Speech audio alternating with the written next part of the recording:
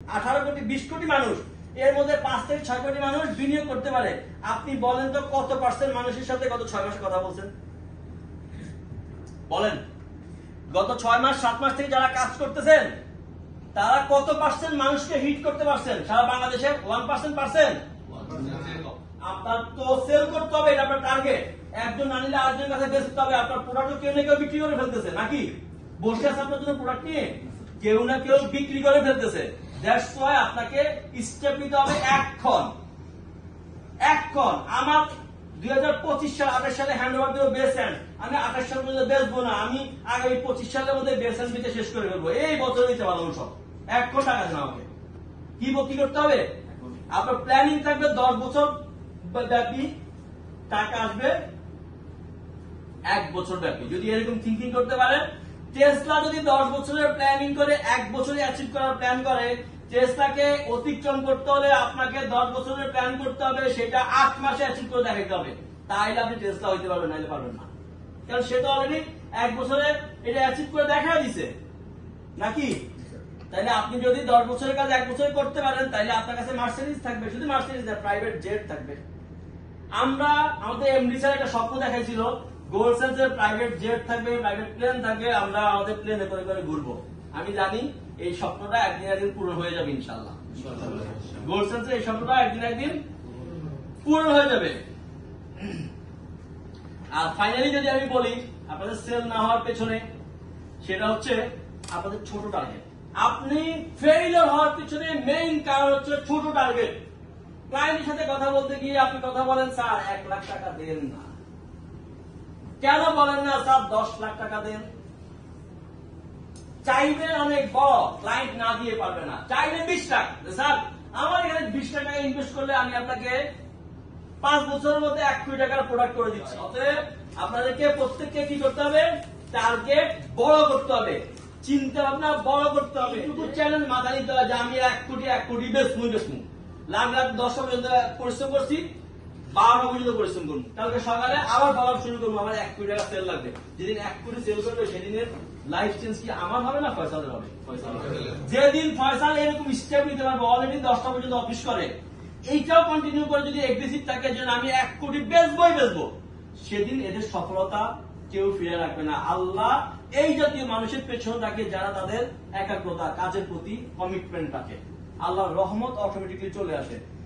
আপনারা দেখেন বদর যুদ্ধে 313 জন সাহাবী কাঁধে কয়জনের সাথে লাগছিল? 1000। ইসলামের প্রথম যুদ্ধ হচ্ছে বদর যুদ্ধের ইতিহাস। বদরের সাহাবীদেরকে বলা হয়েছে যে এরা সবাই জান্নাতি। বদর যুদ্ধের ইতিহাস আমাদেরকে অনেক শিক্ষা দেয়। 13 জন সাহাবী যখন ইসলামের শেষ নবী হযরত মুহাম্মদ সাল্লাল্লাহু আলাইহি ওয়াসাল্লাম মদিনা হিজরত করে, তাইলে এদেরকে মদিনাতে একটা আক্রমণ করা হোক। সেই আক্রমণের জন্য ইহুদিরা বড় বড় তলোয়ার, তারপর ঢাল সহ একদম পুরো তাদের যুদ্ধের বেশ নিয়ে 1000 ইহুদি রেডি হয় যে মুসলমানদের উপর অ্যাটাক করবে। তখন মুসলমানদের সাহাবীদের কাছে একটা অস্ত্র ছিল না। মাত্র নাম লেখানো শুরু করা হয় যে কয়জন যুদ্ধ করতে রাজি আছে। 313 জন আসছে।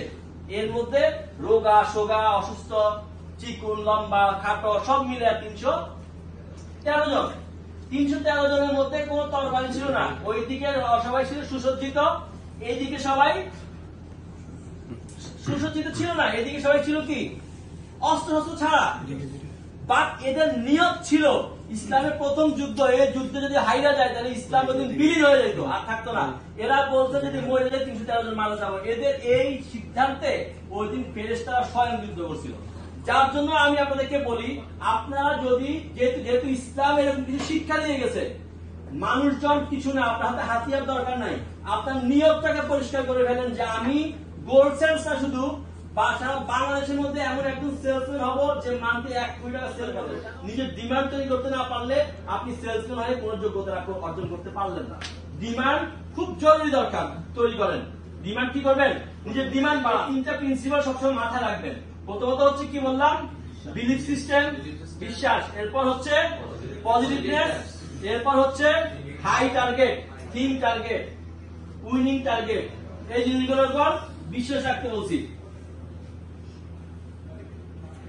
যদি একটা পয়েন্ট নিয়ে লাস্ট কথা বলি, এই সবকিছুর মূলে একটা বিষয় কাজ করে, এই সবকিছুর মূলে একটা জিনিস কাজ করে, সেটা হচ্ছে অ্যাটিটিউড। কি কাজ করে? আজকের আমাদের এই সেশনটা প্রথম থেকে শেষ পর্যন্ত আমরা এন্ডিং এ চলে আসছি। কি কাজ করে? অ্যাটিটিউড। এই সবকিছুর মূলে থাকে হচ্ছে অ্যাটিটিউড। আপনি কোম্পানির প্রতি বিলিভ রাখছেন, প্রোডাক্ট বা সেল হয় এটার উপর বিলিভ রাখছেন, সবকিছুর উপর বিলিভ রাখছেন, বাট আপনার অ্যাটিটিউড আপনার অ্যাটিটিউডটা বিল্ড আপ হয় নাই, তাহলে আপনার সেল হবে না। সবকিছুর মূলে থাকে অ্যাটিটিউড। কি থাকে? অ্যাটিটিউড।